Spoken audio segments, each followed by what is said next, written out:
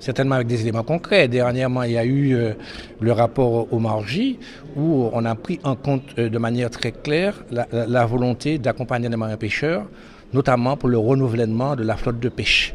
Vous savez, depuis déjà d'une vingtaine d'années, les députés européens se battent pour qu'on puisse faire en sorte que la flottille de pêche, en quelque sorte les embarcations, puissent être renouvelées, d'autant plus qu'elles sont obsolètes, elles sont très vieillottes et que par conséquent, ce combat-là a été gagné. Mais il n'y a pas que ça. Nous voulons gagner un autre combat, c'est de faire en sorte qu'on puisse, à l'instar de ce qui se passe pour l'agriculture avec le POSEI, que nous puissions avoir un POSEI pêche.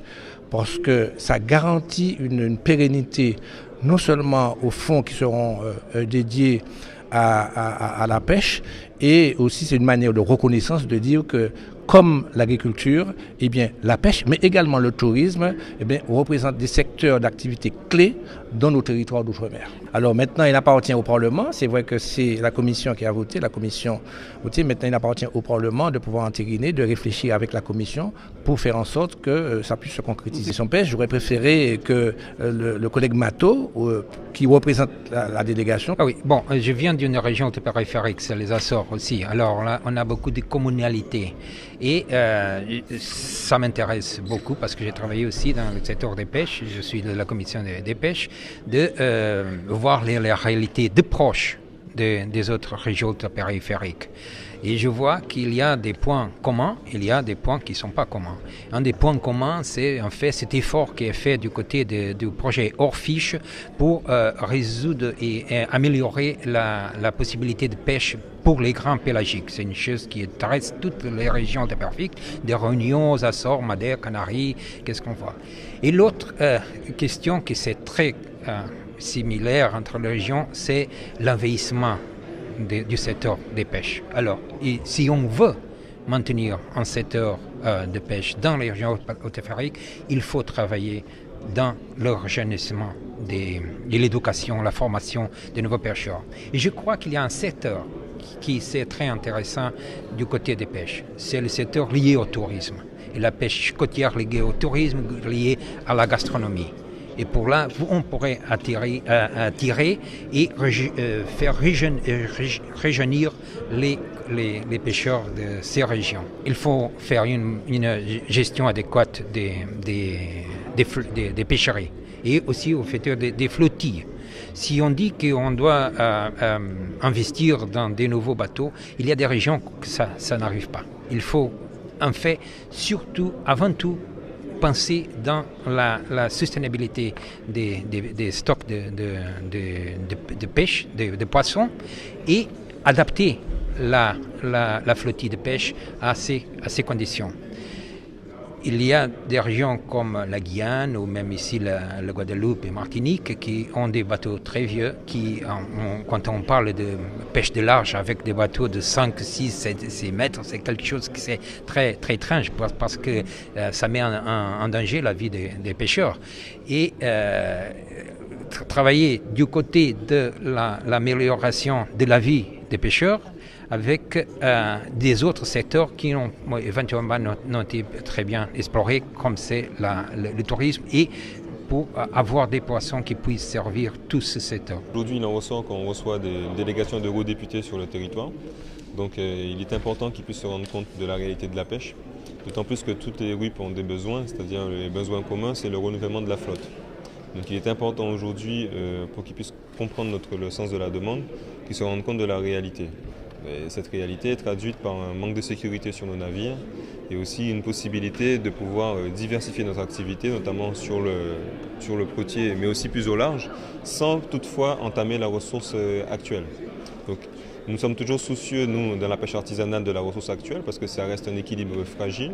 Et il est important pour nous qu'on puisse pêcher pendant 10-20 ans et encore laisser un patrimoine à nos enfants. Donc on a également parlé des échanges de techniques avec le projet Hors-Fiche. Donc à ce stade, ça nous permettra d'échanger entre RUP, qu'on soit portugais, espagnol ou même français, que l'on puisse échanger les techniques de façon à s'apporter chacun un peu de notre expérience pour que nos pêches restent dans le domaine artisanal, mais aussi toujours soucieux de l'environnement. Voilà.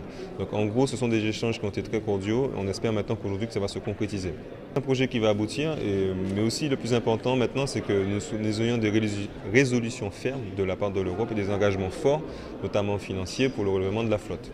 Voilà. Ce va permettre effectivement de structurer la filière. Aujourd'hui, on est dans une phase où là, il y a une réelle volonté de développer cette filière, de la structurer, de la soutenir et de faire en sorte que ça devienne un pan du développement de notre activité économique. Souvenez-vous, on était dans les années 2010, il n'était pas pensable de soutenir cette filière au regard de la volonté de l'Union de préserver les ressources naturelles. Et c'est vrai que les problématiques de nos régions n'avaient pas été suffisamment prises en compte. Maintenant, il y a un certain nombre de choses qui doivent être calées.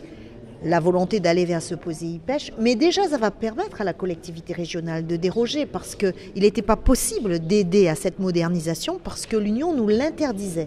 Aujourd'hui, nous pouvons lever ces freins qui nous permettront, dans l'attente de ces dispositifs européens, d'aider déjà la pêche traditionnelle et de permettre qu'effectivement les pêcheurs puissent vivre de leur activité et surtout sécuriser cette activité parce que parfois ils se mettent en danger eux-mêmes.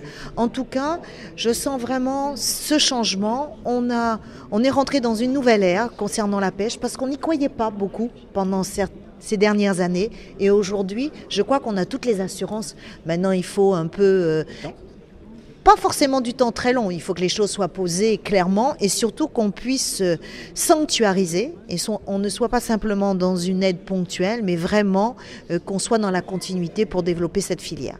Oui, c'est très positif, très constructif et je pense que c'est essentiellement pour cela que nous venons, pour prendre connaissance sur le terrain des problèmes. Nous les connaissons effectivement, mais ce n'est pas la même chose de lire des documents que de vivre la situation sur place et nous allons ainsi connaître le problème du secteur local. Et en tant que Parlement européen, nous allons expliquer ce que nous réalisons, analyser et surtout apporter des solutions aux problèmes qui existent. Nous savons qu'ils existent, ils sont communs à l'ensemble des régions ultra-périphériques, mais il y a également des situations qui sont très différentes d'une région à l'autre et c'est la raison pour laquelle nous ne pouvons pas apporter une solution unique.